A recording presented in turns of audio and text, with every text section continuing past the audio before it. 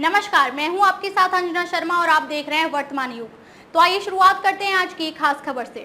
भाजपा के राष्ट्रीय अध्यक्ष जेपी नड्डा ने संत आशीर्वाद समारोह में भाग लेकर संतों का आशीर्वाद हमेशा प्रधानमंत्री नरेंद्र मोदी के साथ है। श्री महंत हरिगिरि महाराज, ये हम सभी का सौभाग्य है कि प्रधानमंत्री के रूप में नरेंद्र मोदी जैसे संत मिले। श्री महंत नारायण गिरि महाराज, संतों के आशीर्वाद से नरेंद्र मोदी लगातार तीसरी बार प्रधानमंत्री बनेंगे। त्रिवेंद्र सिंह रावत, हरिद्वार।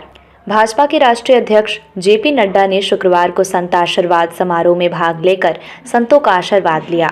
उन्होंने संतों से पूर्व मुख्यमंत्री त्रिवेंद्र सिंह रावत समेत सभी भाजपा प्रत्याशियों को अपना आशीर्वाद देकर उन्हें विजयी बनाने व नरेंद्र मोदी को लगातार तीसरी बार प्रधानमंत्री बनाने की अपील भी की। भाजपा के राष्ट्रीय अध्यक्ष जेपी नड्डा सबसे पहले हरिद्वार के प्रसिद्ध माया देवी मंदिर पहुंचे और पूजा अर्चना की।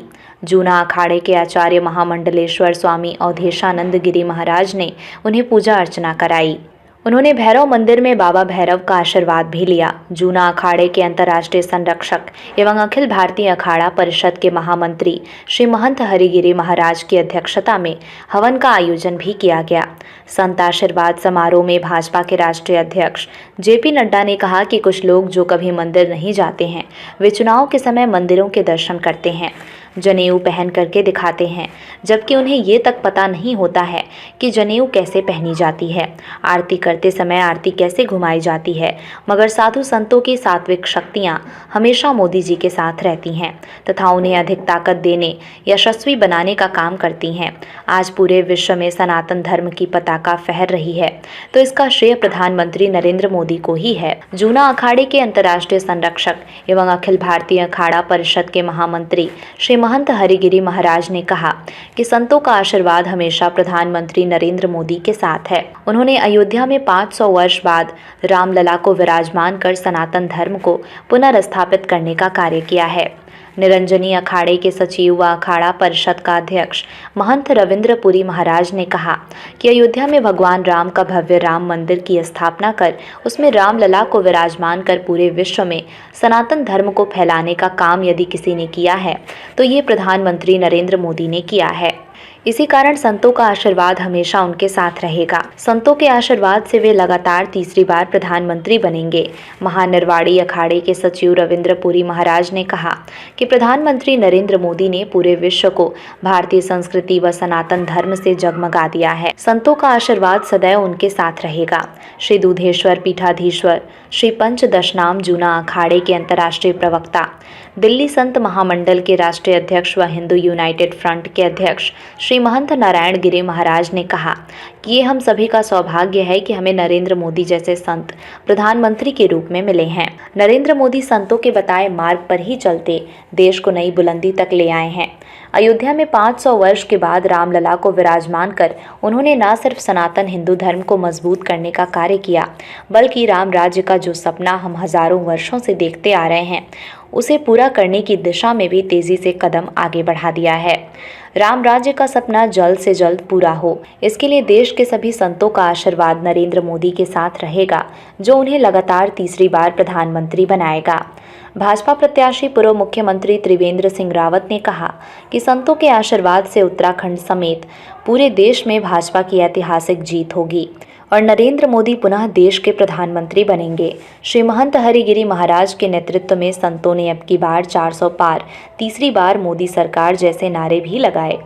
पूर्व मुख्यमंत्री रमेश पोखरियाल निशंक, पूर्व सचिव देवानंद सरस्वती महाराज, सचिव महंत महेश पुरी महाराज, चेतन ज्योति विश्वेश्वरानंद गिरि महाराज, महामंडलेश्वर प्रभुनानंद गिरि महाराज आदि भी मौजूद रहे। आज के इस साधु संत के समागम में मंच पर उपस्थित महाराज रविंद्रपुरी जी, जो निरंजनी अखाड़ा के माननीय रविंद्रपुरी जी, जूनागढ़ अखाड़ा, माननीय राघवेंद्र दास जी, ब्रज अखाड़ा, स्वामी दर्शन भारती जी महाराज, महामंडलेश्वर प्रबोधानंद जी, महामंडलेश्वर विवेकानंद जी, महंत निश्चय सिंह जी, निर्मल अखाड़ा, महामंडलेश्वर रूपेंद्र प्रकाश जी, महंत राममन जी महाराज, बाबा हठयोगी जी महाराज, सभी साधु संत सज्जनवृंद और हमारे सभी अखाड़ों से एकत्र आए हमारे बहुत ही आदरणीय और पूजनीय हमारे सभी साधु संतगण, सबसे पहले तो आप सबको मेरा बहुत बहुत नमन और प्रणाम। अभी मैं जब हरिद्वार आया तो सबसे पहले माया माता जी के दर्शन किए और उसके बाद भैरव महाराज जी का आशीर्वाद लिया और फिर आप सबके दर्शन करने का मुझे सौभाग्य मिला। मैं और मेरे साथी आज जब यहाँ आए तो महामंडलेश्वर अवधेशानंद जी महाराज द्वारा पूजा की गई।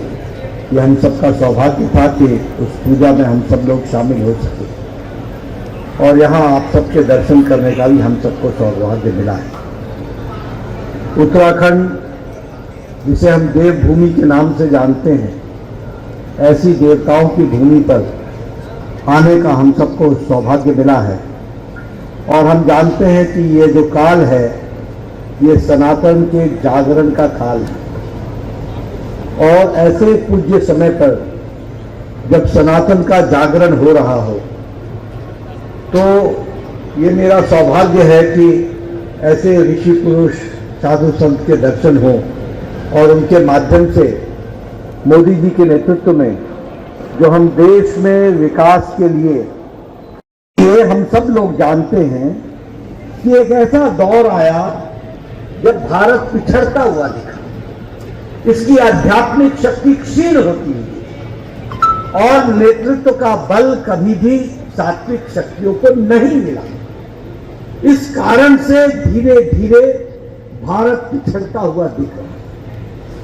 लेकिन प्रधानमंत्री मोदी जी के नेतृत्व में पिछले 10 वर्षों में एक बदलता दौर हमने देखा और जब हम बदलते दौर की बात करते हैं तो भू की राजनीति से लेकर विदेश नीति तक हर जगह भारत का परचम प्रधानमंत्री मोदी जी ने लहराया और भारतीय विचारधारा को, सात्विक विचारधारा को आगे बढ़ाया है।